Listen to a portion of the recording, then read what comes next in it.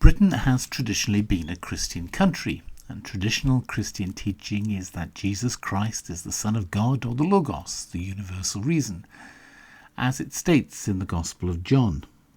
I am the way and the truth and the life. No one comes to the Father except through me.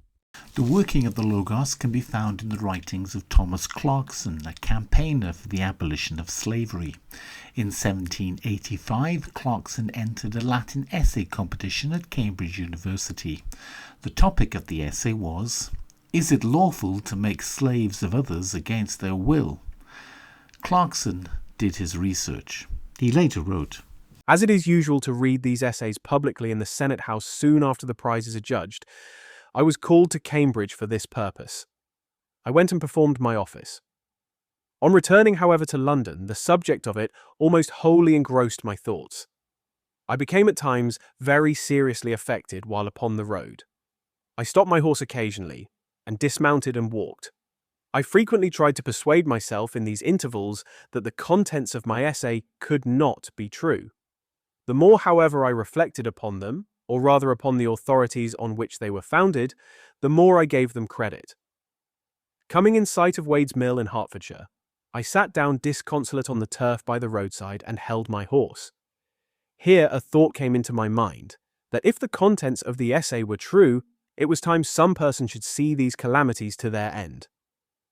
Agitated in this manner, I reached home. This was in the summer of 1785.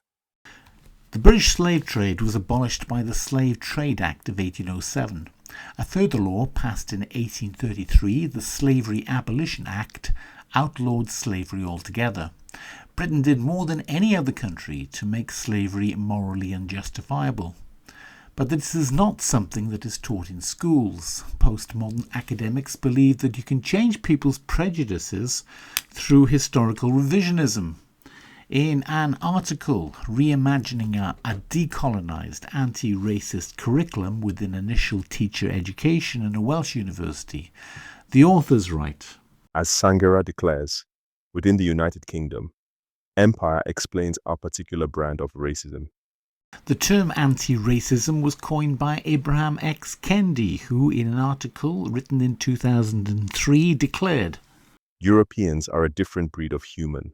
They are raised to be racist. They live by the credo survival of the fittest. In 2020 in Minnesota, George Floyd, an African American, died while being arrested. The arrest was captured on Bodycam. Floyd was high on fentanyl. Stand up. Please, man. Stand up for me. I want to go back. Stand up. I want to go back, man. I ain't gonna do nothing that's wrong, man. Come on, walk with me. Walk with me. Walk with me. My feet, man. God damn, man. Stand up. Why you doing me like that? Stand up. God damn. Come on. Man. I just want to stop through the We're trying to get out of the street here so you don't get hit by a car. That's it, man. I was looking, man. Okay. Why are you having trouble walking? Because my hands are hurt. We won't. Please, man. Please don't do this. Take a seat. I'm going in, Mr. Officer. I'm going No, in. you're not. I gotta go in. Take a seat. Grab a seat, man. Mine, y'all don't believe me, Mr. Officer. Take a seat. I'm not that kind of guy. I'm not that kind of guy, man. Take a seat. No, I'm gonna die here. Take a I'm seat. gonna die, man. You need to take a seat right now. And I just had COVID, man. I don't want to go back to that. Take a Hey, seat. I'll roll the windows No. down. Hey, listen. Dang, man. Listen. I'm not that kind of guy. I'll roll the windows down Please, and pull man. your legs in, all right? I'll Y'all put the air on. God, look at that. Look at that. You're not even listening. Look at it. Look at it. We can fix it, but not while you're standing out Okay, here. man. God, y'all do me bad, man. Man, I don't want to try to win. I don't want to try to win. I don't want to win. I'm claustrophobic. You ain't gonna win. I'm claustrophobic. I got anxiety. I don't want to do nothing to I'll them. roll the windows down. Listen to me. Man, I'm scared as fuck, That's man. okay. You made a mistake somewhere. When I start breathing, it's gonna go off on me, Get in man. there. Pull your legs in. Okay. Let me count to three. Let me count to three and I'm going in. Please. You can't win. Please, I'm not trying to win. I'm not trying to win. I'll get on the ground, anything. I Get in the car. He know it. He know it too, Mr. Officer. Y'all hear me? Don't do me like that, man. Get in the Please. car. Okay, can I talk to you, please? Yes, you get in this car. We can talk. I am claustrophobic. I'm hearing you, but you're not man. working with me. God, I'm claustrophobic, man. Get in the Can't car. stand it, Here, I'm gonna pull you Get in the Please car. put me in the front. Please. No, you're not getting in the I'm front. claustrophobic, Mr. Officer. Get in the car. Okay, man, okay. I'm not a bad guy, man. In the car. I'm not a bad guy. Man, open my door. Please, officer. Please. Sit. Please. Take a seat. Please, man. Please. No, Take a seat. I can't choke. I can't breathe, officer. Please. Please. Fine. My wrist, man. Please. I can't. I'm on the ground. I'm on the ground. Come on. I'm going down. Get in the squad. I'm going down. I'm not going to lose you. Bro, you gonna die of a heart attack, man. I know I can't breathe. Get in the car.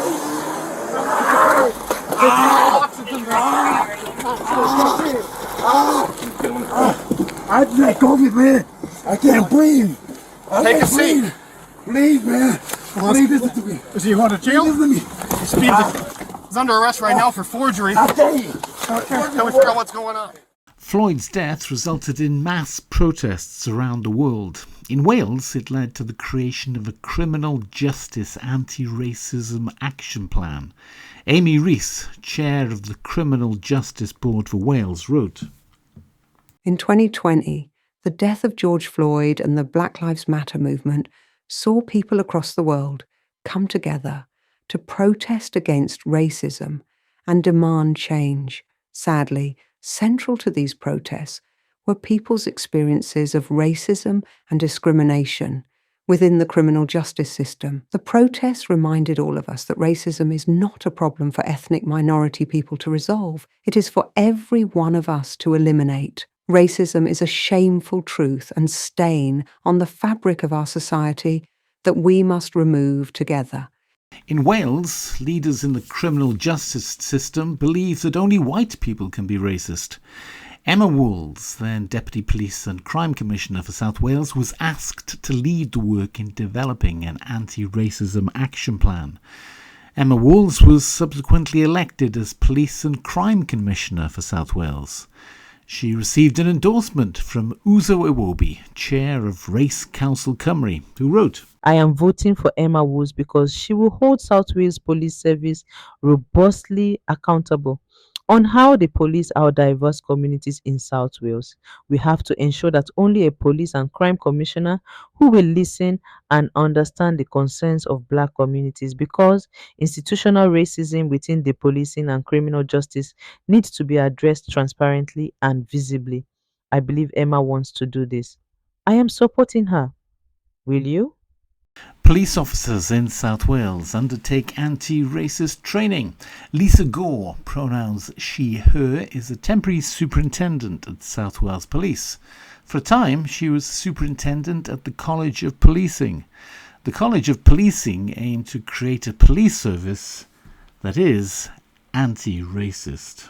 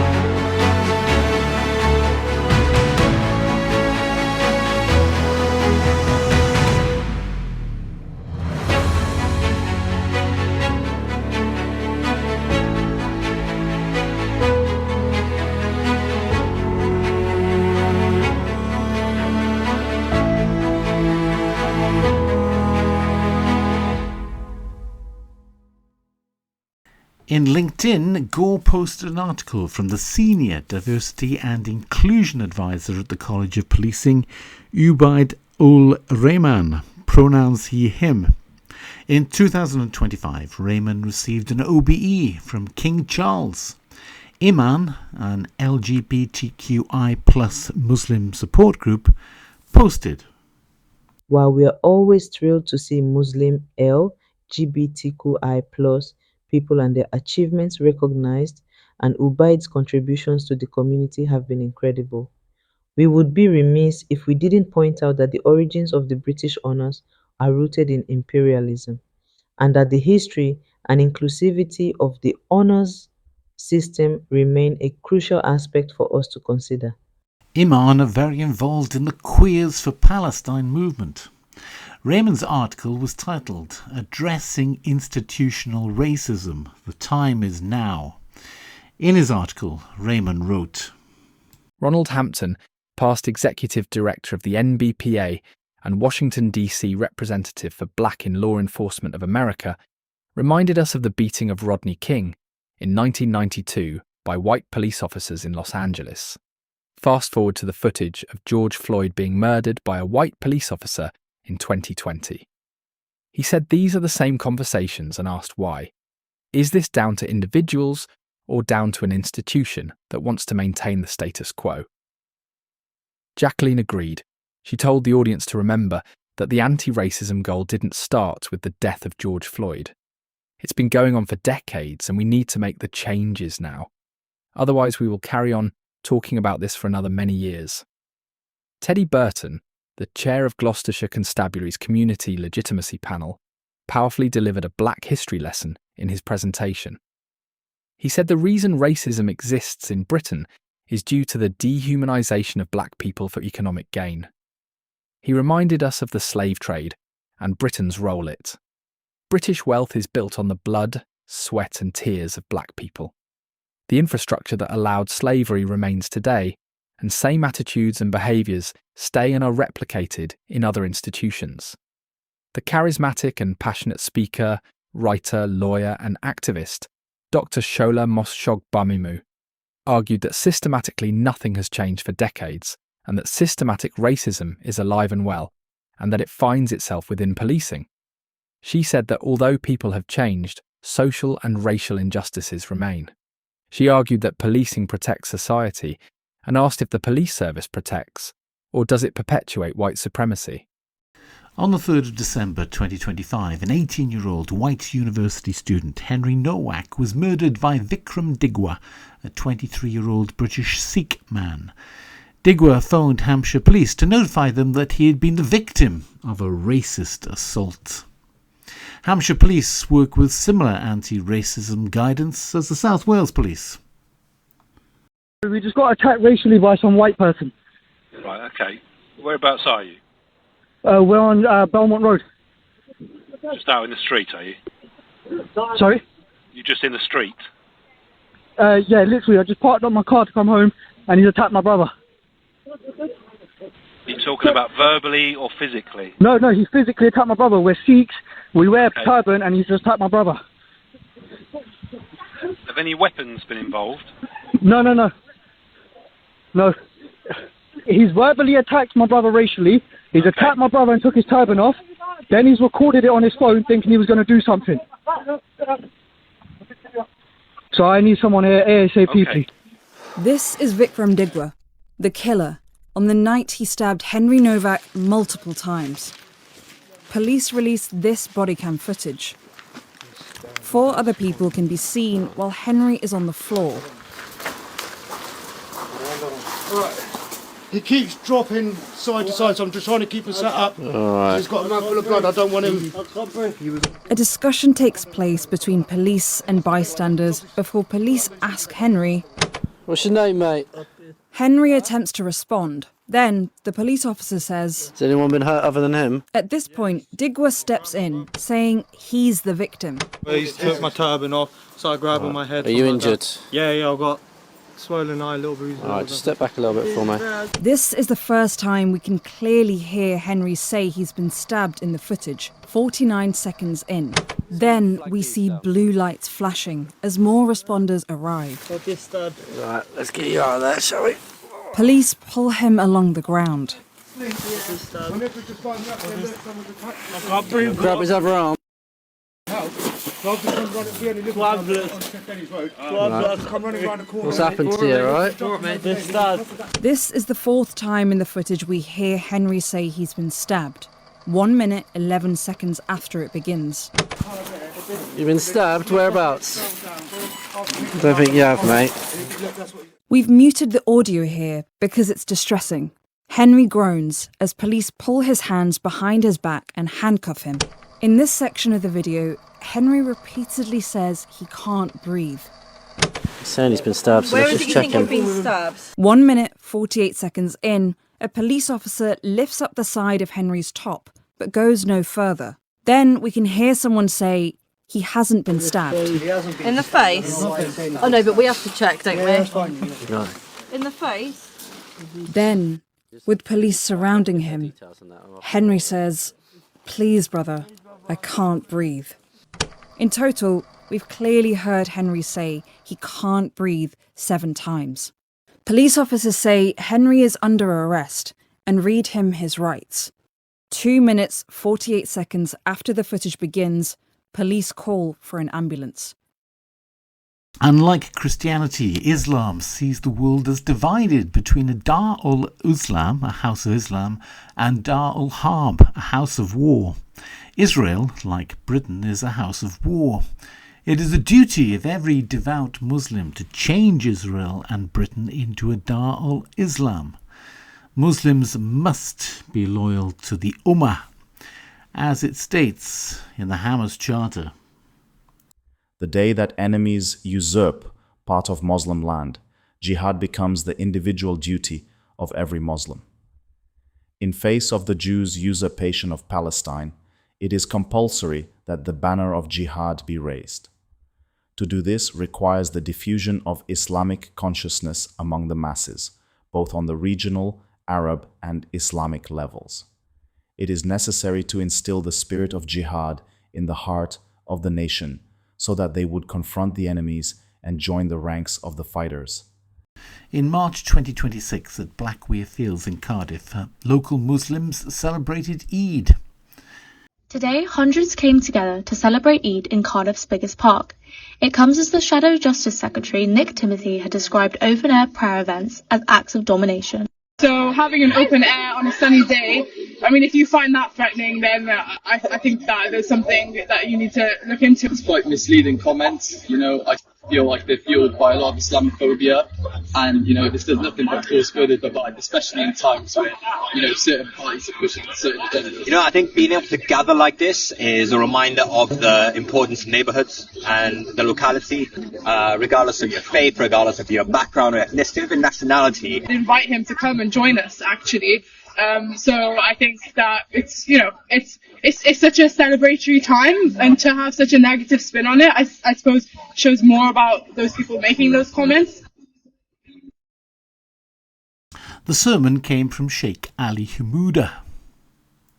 Allah said, "Glory be to the one who took his servant Muhammad sallallahu alayhi wa sallam on the night journey from Al-Masjid al-Haram in Mecca to Al-Masjid al-Aqsa in Palestine, whose surroundings we have blessed, so that we may show him from our signs. Indeed, Allah is to see him and know him." And then that's it. The surah then focuses on something else.